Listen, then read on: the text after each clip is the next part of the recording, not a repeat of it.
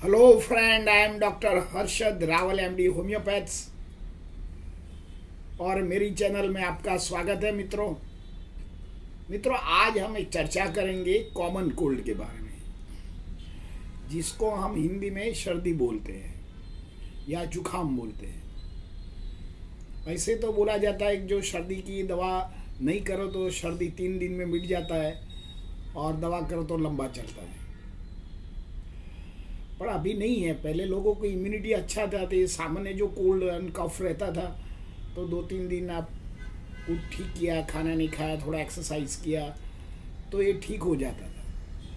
पर अभी हमारी इम्यूनिटी लो है तो कई बार इतना ये हमारा शरीर में ये घर कर जाता है, क्रॉनिसिटी हो जाता है, तो कई बार इसका इफ़ेक्ट हमारे शरीर में अलग अलग सिम्टम्स द्वारा ये सर्दी हमको हैरान करता है। कई बार सामान्य सर्दी भी निकलने में सालों साल दर्दी को हैरान परेशान कर देता है। तो ऐसे कंडीशन में आप कई बार हम आधुनिक सारवार ज़्यादातर लेते हैं तो ये सर्दी सूख जाती है और इससे और को कॉम्प्लिकेशन बन जाता है और दर्दी सामान्य से टेस्ट से लेकर एमआरआई तक भी निकाल देता है, पर इसमें से कोई डायग्नोसिस नहीं होता है, क्योंकि हमारे जो जुखाम है, जो सर्दी है, ये एक जात का वायरस होता है। ये वायरस हमारा नोज थ्रू हमारा गले में वो संक्रमण करता है। कई बार सामान्य जो वायरस होता है तो ये अपर रेस्पिरेटरी ट्रैक એટલે हमारा जो सर्दी खांसी जुखाम रहता है पर निकल जाता है, पर कई बार ये बारंबार जो ये ना उसका इन्फेक्शन हो जाता है ये वायरस का, तो हमारा नेजल चैम्बर ब्लॉक कर देता है, कई बार साइनस चैम्बर ब्लॉक कर देता है, कई बार हमारा जो फेरेंक्स पार्ट है वो ब्लॉक कर देता है, कई बार हमारा लैरेंक्स मीन्स स्वरपेटी का पार्ट है वो भी ब्लॉक कर देता है, कई बार हमारा मैक्सिलरी साइनस ब्लॉक कर देता है, कई बार आँखों का आजू बाजू जो साइनस होता है वो ब्लॉक कर देता है, कई बार ऑक्सीपिटल साइनस ब्लॉक कर देता है, कई बार फ्रंटल साइनस होता है ये भी ब्लॉक कर सकता है, तो इसका कॉम्प्लिकेशन बनता है। कई बार लंग्स में भी इन्फेक्शन हो जाता है तो ड्राई कॉफ या कफ वाली खांसी रहता है। ये सामान्य लगती सर्दी जैसे अभी ये कोरोना काल में भी corona is one type of virus, तो ये भी एक जात का वायरस ही है, ये सर्दी का ही वायरस है। पर आपने देखा है तो सारा दुनिया में उसको उन्होंने एक जात का तड़फड़ाहट मचा दिया है, और इससे बाद में भी जो म्यूकर माइकोसिस ये भी वायरस है सर्दी का, ये भी हमारा वो जो नेजल पैसेज होता है या सब मैक्सिलरी साइनस होता है इसमें इन्फेक्शंस कर देता है और सारे मोटे प्रकार के सिम्टम्स हो जाते हैं। तो आज हम अलग अलग प्रकार के जो सर्दी कहाँ इन्फेक्शंस हुआ है इसके बारे में हम आपको बताएंगे और थोड़ा होम मेडिसिन भी बताएंगे, डू एंड डॉट्स बताएंगे, साथ में क्या करना चाहिए वो भी हम साथ में डिस्कस करेंगे। तो पहले तो जो सर्दी होती है तो जो नाक में हमारा इन्फेक्शंस हो जाता है तो नाक में से कई बार पानी निकलता है, कई बार कफ निकलता है, कई बार थिक म्यूकस निकलता है, येलोइश म्यूकस होता है, और इससे जरिए कई बार हम ज़्यादातर एंटीबायोटिक लेता है तो ये सूख जाता है तो हमारा नेज़ल सेप्टम डेविएट हो जाता है, कई बार नोज़ में कॉम्प्लिकेशन होता है तो नेज़ल पोलिस भी हो जाता है। तो इन लोगों को जो नोज़ की सर्दी रहता है इसमें जो पानी निकलता है तो आप होम्योपैथिक में एलियम सेपा ले सकते हैं, या आपको ठीक म्यूकस निकलता है तो मक्सॉल ले सकते हैं, या डेविड सेप्टम जो आपको बनता है तो सिलिशिया यूज़ कर सकते हैं, या आपको नेज़ल पॉलिप्स हो तो कैल्केरिया फ्लोर या नाइट्रिक एसिड होम्योपैथिक में इसका मास्टर ड्रग्स है। कई बार सर्दी हमारा साइनस सब मैक्सिलरी साइनस में भी इन्फेक्शन हो जाता है और दर्दी को ये जो नोज़ के आजू बाजू के जो बोन्स होता है इनमें बहुत ही पेन होता है, ठंडा पवन अड़ता है या बाहर निकलता है, तब ये जो सब मैक्सिलरी साइनम में काली कार का बहुत उपयोग हो सकता है, आर्सेनिक आल का उपयोग हो सकता है, या एकोनाइट का भी आप उपयोग कर सकते हैं कि सब मैक्सिलरी साइनस में काली बीज का भी उपयोग कर सकता है। इज़ अ ग्रेट मेडिसिन, और जो भी मैं दवा बताता हूँ आपको 30 पोटेंसी से ज़्यादा नहीं लेने का है। कई बार ये नेज़ल सेप्टम से हमारा ये जो फेरेंक्स पार्ट में, એટલે हमारा जो टॉन्सिल्स एरिया है इसमें भी उनका जो संक्रमण बढ़ जाता है, तो कई बार बच्चों में या बड़े लोगों में टॉन्सिल्स निकल आता है और टॉन्सिल की वजह से बच्चे को बार बार फीवर आ जाती है, ड्राई कॉफ आ रहता है, वेट लॉस रहता है, थोड़ा बुखार आ जाता है, वीकनेस फील करता है, दर्दी को बार बार छींके आती है। तो टॉन्सिल्स में बिना ऑपरेशन है, होम्योपैथिक में ये जो सब मैक्सिलरी साइनस है या टॉन्सिल्स है बिना ऑपरेशन निकल जाता है। तो इसमें आप जो लेफ्ट साइड होता है तो लेचिसिस का प्रयोग कर सकते हैं, या आप हेपारसल का प्रयोग कर सकते हैं, सिलिशिया का प्रयोग कर सकते हैं। राइट साइड हो तो आप लाइकोपोडियम का यूज़ कर सकते हैं, या काली ब्रोम है, बेराटाकार्ब है, फाइटोब्लिटिका बेरी है। जो नहीं मिलता है तो आप सोराइनम का भी उपयोग कर सकते हैं। तो होम्योपैथिक में बिना ऑपरेशन जो भी टॉन्सिल्स होता है ये धीरे धीरे ख़त्म हो जाता है। टॉन्सिल्स होने का कारण भी ये फ्लू है और वायरस भी है। और कई बार हमारा खान पान भी ऐसा है कि हम ऐसे कोई खुराक खा लेते हैं जैसे ठंडा हो या और पुराना खुराक होता है, और जिन लोगों को इम्यूनिटी कम होती है उनको ये बार बार फेरेंजाइटिस या बार बार सर्दी लगने का भी तकलीफ रहता है। कई बार लोगों को आँखों के आजू बाजू में दुखता है और आँखों के अपर पार्ट में भी दुखता है। कई बार स्वेलिंग आ जाता है, आँखों में स्ट्रेंथ लगता है, आँखों में से पानी आता है, बार बार आँख में चूरना पड़ता है, आँख रेड हो जाती है। ये भी एक सर्दी का ही कारण है। तो इसमें आप यूफ्रेशिया का प्रयोग कर सकते हैं, कालीकार्प का भी प्रयोग कर सकते हैं, या जिलसिमियम है या डलका मारा का भी उपयोग कर सकते हैं। कई बार रेनी सीजन में आपको आँख में जलन होता है या पानी आता है तो euphrasia is a great medicine. Second medicine is a डलका मारा।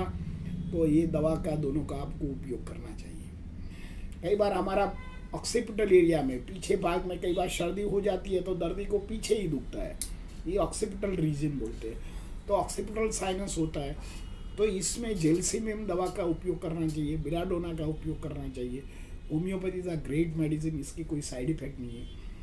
और आप बार बार एंटीबायोटिक या आपको कोई पेन किलर या एंटीहिस्टामिन लेते हो तो टेम्पररी ये सर्दी आपको कंट्रोल कर सकती है, पर ये मिटाती नहीं है। आप बार बार ऐसे सर्दी सूखने की दवा लोगे तो ये सर्दी जिंदगी भर आपके साथ रहेगा और डे बाय डे कॉम्प्लिकेशन बढ़ेगा। तो इसके लिए जो फ्रंटल साइनस है टॉप में जो होता है सर्दी की वजह से, तो आपको नेट्राम्यूर है, पल्सेटिला है, कैलकेरिया कार्ब है, वही दवा का उपयोग करना चाहिए। कई बार सर्दी का वायरस लोड ज़्यादा होता है तो हमारा लैरिंक्स पार्ट में भी इफेक्ट होता है, तो कई बार हॉर्सनेस ऑफ वॉइस हो जाता है और कई बार बोलने में दिक्कत आता है और कई बार आवाज़ फट भी जाता है, आवाज़ में भी हॉर्सनेस आ जाता है। दर्दी को कफ करने के बाद ही बोला जाता है, दर्दी का गला अंदर से सूखता है या कटता है ऐसा लगता है। तो ये भी एक सर्दी के पार्ट से होता है। और कई बार तो अंदर लैरेंजोस्कोप करके देखता है कि क्या है, और दर्दी को इतनी एंग्जाइटी रहती है, फियर कॉम्प्लेक्स रहता है कि क्या उसको कैंसर तो नहीं है, बार बार एक ही सोच आता है, बोलने में दिक्कत आ जाती है, ड्राई कफ आता है, दर्दी को लगता है थोड़ा कफ निकले तो अच्छा है, पर कफ निकलता नहीं है। और ऐसे में होम्योपैथिक में कैलकेरिया कार्ब है, कॉस्टिकम है, हेपारसल्फ है, सिलिशिया है, लेचिसिस का उपयोग करना चाहिए। तो इज़ अ ग्रेट मेडिसिन। कई बार दर्दी को पेट की भी सर्दी होता है, तो आपको लगता है कि पेट की सर्दी कैसे रहती है, तो कई बार जिन लोगों को गैस्ट्रिक रिफ्लैक्ट होता है, जिसको GERD का रिफ्लैक्ट जिसको बोलते हैं, गैस्ट्राइटिस बोलते हैं, उनको जो वायु है अपर पार्ट में चढ़ता है, तो अपर पार्ट में जो उसको जो स्वरपेटी है, लैरिंक्स पार्ट है, इसमें भी कई बार सूजन आ जाती है और उसमें स्टीफनेस आ जाती है, तो दर्दी को बोलने में तकलीफ हो जाती है। कई बार वो नोज पैसेज में हो जाता है, जब सो जाता है तो दर्दी का दोनों नोज ब्लॉक हो जाता है।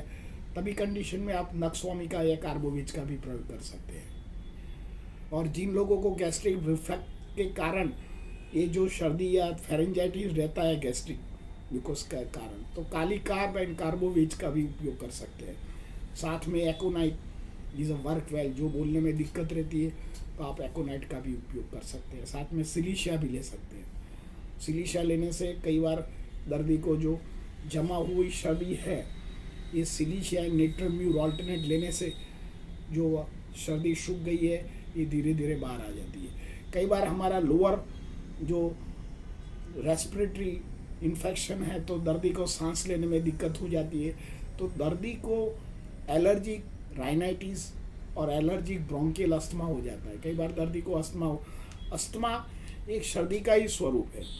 तो आप अस्थमा की जो जो जिसको बॉर्न से है या 10 साल से आप होम्योपैथिक दवा लेना चाहिए। धीरे धीरे आपका जो एयर पैसेज खुल जाएगा, इम्यूनिटी बढ़ेगा, ऑक्सीजन ज़्यादा जाएगा, तो आप धीरे धीरे नॉर्मल ब्रीथ ले सकते हैं, खुली हवा में ब्रीथ ले सकते हैं और आपको बिना दवा से भी ठीक हो सकता है। मित्रों, सर्दी के लिए हमारा इम्यूनिटी डेवलप्स करने का है तो पहले तो बाहर का खुराक बंद कर दो और ठंडी चीज़ को वर्ज रखिए, जैसे संतरा, द्राक्ष, केला, फ्रिज का पानी, Thums Up, Rasna, Gold Spot, ice cream, chocolate, sauce, jam, ऐसे फूड वर्ज रखिए।